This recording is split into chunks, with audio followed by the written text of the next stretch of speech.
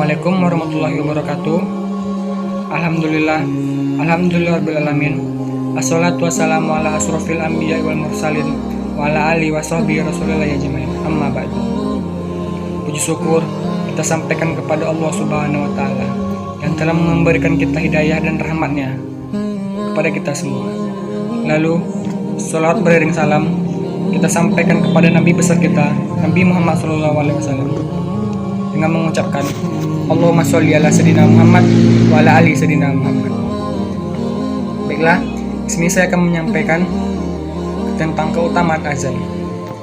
Setiap hari, selama 5 kali dalam sehari, kaum muslimin mendengar suara seruan azan yang berkumandang di masjid-masjid. Azan ini diberitahukan dalam masuknya waktu sholat agar manusia-manusia yang tengah sibuk dengan pekerjaannya istirahat sejenak, memenuhi seruan Allah Azza wa Jalla. Demikian pula yang tengah terlelap tidur menjadi terbangun, lantas berwudu dan mengenakan pakaiannya, lalu menunaikan sholat berjemaah di masjid.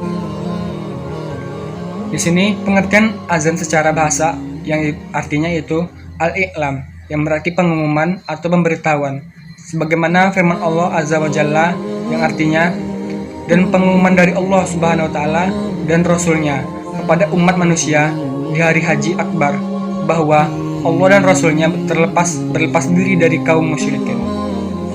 Quran Surat At-Taubah ayat 3. Adapun secara syar'i, azan adalah pemberitahuan masuknya waktu sholat dengan lafaz-lafaz yang khusus. Di sini ada 4 hikmah azan, yaitu menampakkan syiar Islam, menegakkan kalimat tauhid, pemberitahuan masuknya waktu sholat, serta seruan untuk melakukan sholat berjemaah. Keutamaan azan itu sendiri yaitu salah satu tanda kesempurnaan syariat Islam ini adalah memberi dorongan kepada umatnya untuk melaksanakan ibadah dengan menyebutkan keutamaan ibadah tersebut. Begitu pula azan. Banyak riwayat dari Rasulullah Shallallahu Alaihi Wasallam yang menjelaskan tentang keutamaan azan dan orang menyerukan azan, yaitu muazin. Abu Hurairah radhiyallahu anhu menceritakan bahwa Rasulullah Shallallahu Alaihi Wasallam bersabda, yang artinya, apabila diserukan azan untuk sholat, setan akan pergi berlalu dalam keadaan ia terkentut-kentut hingga tidak mendengar azan. Bila muazin selesai mengumandangkan azan, ia datang hingga ketika diserukan iqamat ia berlalu pergi. Dari Abu Hurairah radhiyallahu anhu juga ia mengabarkan bahwa Rasulullah SAW bersabda, yang artinya, seandainya orang-orang mengetahui besarnya pahala yang didapatkan oleh dalam azan dan saf pertama, kemudian mereka tidak memperolehnya kecuali dengan undian, niscaya mereka rela berundi untuk mendapatkannya.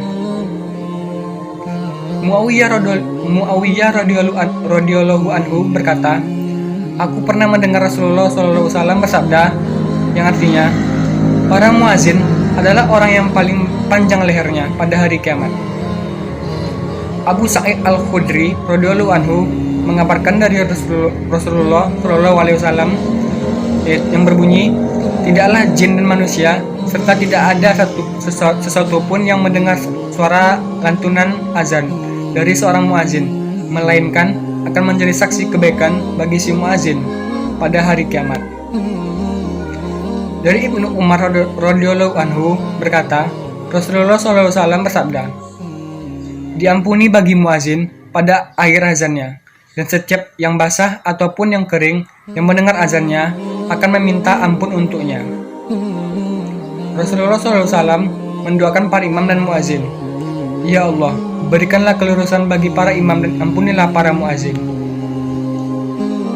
Aisyah radhiyallahu anha berkata, aku pernah mendengar Rasulullah SAW bersabda, imam adalah penjamin sedangkan muazin adalah seorang yang diamanahi. Semoga Allah memberikan kelurusan kepada para imam dan memaafkan para muazin. Demikianlah riwayat yang diberikan oleh para ulama tentang keutamaan yang terdapat pada azan dan muazin. Semoga kita termasuk dari golongan orang yang ketika mendengar sebuah hadis segera mengamalkannya. Allahu a'lam. Lebih dan kurang saya mohon maaf. Assalamualaikum warahmatullahi wabarakatuh.